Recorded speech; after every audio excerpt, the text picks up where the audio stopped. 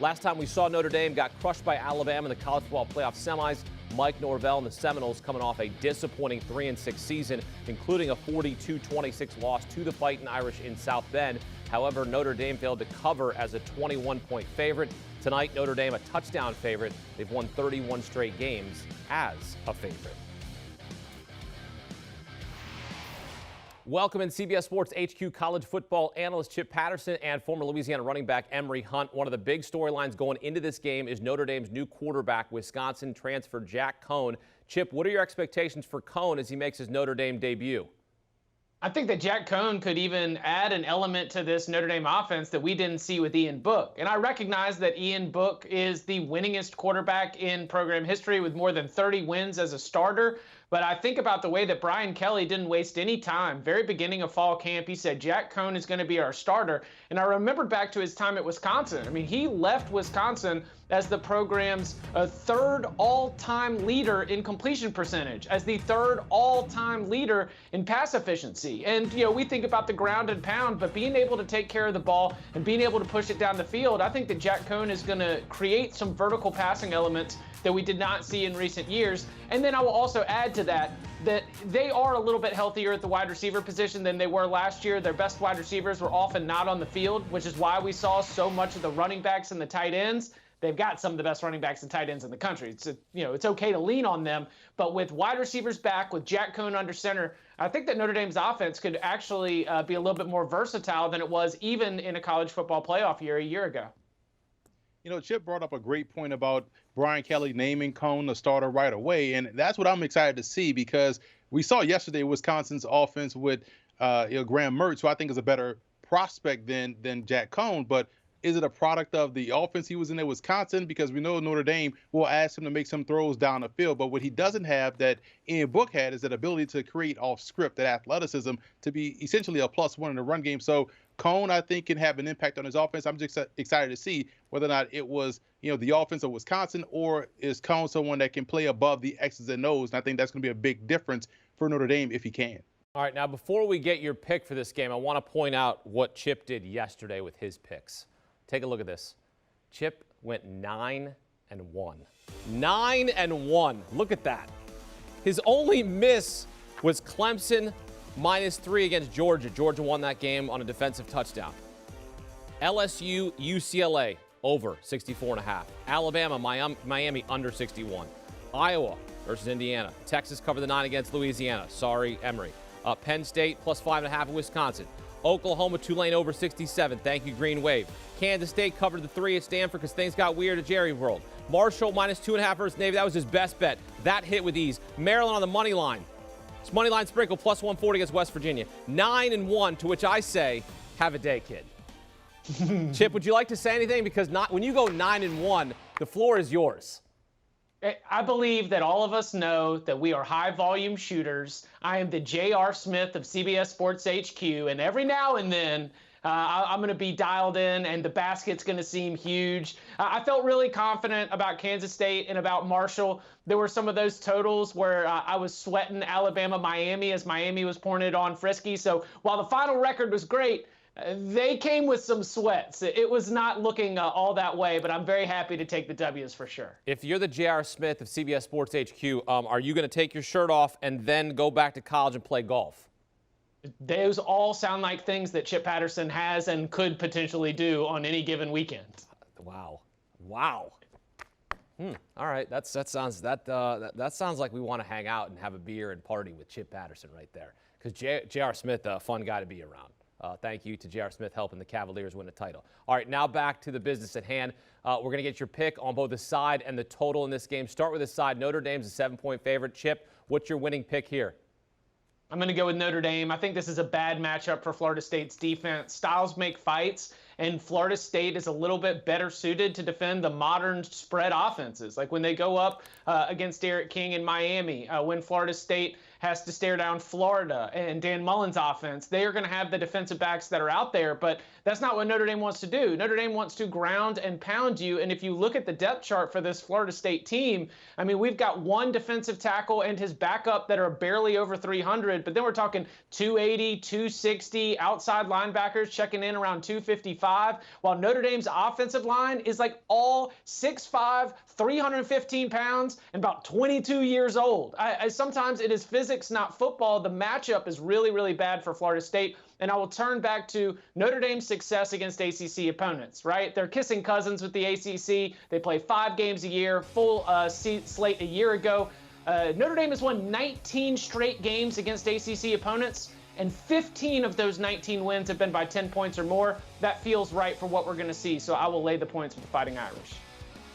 I'm going to take the Seminoles and the points here. I think we're going to see 2 offensive game plans against Notre Dame. Florida State is going to need that to win this ball game, but I do feel as though the combination of McKenzie Milton throwing the football in the up-pace offense, up-tempo offense, and Jordan Travis and his running ability, that's going to be the separate offense that we're going to see in this ball game. So Notre Dame's defense will have to prepare for 2 different styles of quarterback play, 2 different styles of offenses. I think that's going to keep this game close. We saw this game get kind of crazy toward the back end of last year, and Florida State was able to get it underneath that number. So I look for them to play 2 styles of offenses, and I'm still not as sold on Jack Cohn being a guy that could test you vertically down the field. He's more of a game manager, and if Florida State, for whatever reason, can stop the run, it's going to make this a Jack Cohn versus a McKenzie Milton / Jordan Travis game, and I'm taking those Florida State quarterbacks over Cohn 10 times out of the week. All right, last year's game, 42-26, so combined total points of 68 points in that one. Total in this game, 54.5. Emory, over or under that number tonight in Tallahassee, 54 and a hook?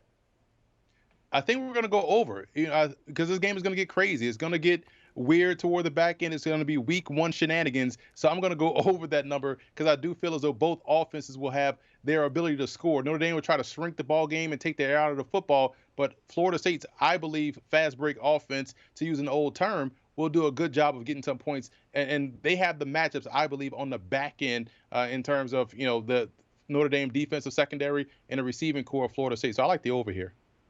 I am right there with you, Emory. This is not correct. We need to take this like a touchdown higher, because when we get into the final stages of this game and Mike Norvell and this Florida State offense, they are going to be pushing the tempo, and you've got the mobility of Jordan Travis. I mean, that is just so many opportunities where you know that when you're playing under pressure and you're trying to come back and you're trying to dig into a lead, there's going to be a lot of like 8, 10, 11-yard runs that I think are going to be there for the Florida State quarterbacks. And so with the potential to kick in the back door, I understand that Florida State's very dangerous here with a game that I think is going to be competitive. I just see this being an opportunity for us to jump all over this total. It might be one of my favorite plays for this game to go over the total, just thinking that even if Notre Dame has an edge based on the styles, as I'm laying the points with the Fighting Irish, once we get into the 3rd and 4th quarter, once Florida State starts to press, Notre Dame maybe sit back in that a little bit more prevent zone look. There's going to be opportunities to hit explosive plays. Mike Norvell, Kenny Dillingham,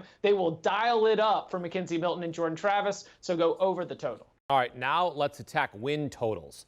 Notre Dame's win total set at 9 wins. The Fighting Irish have won at least 10 games in 4 straight seasons. Chip, did they make it 5 straight seasons with at least 10 wins?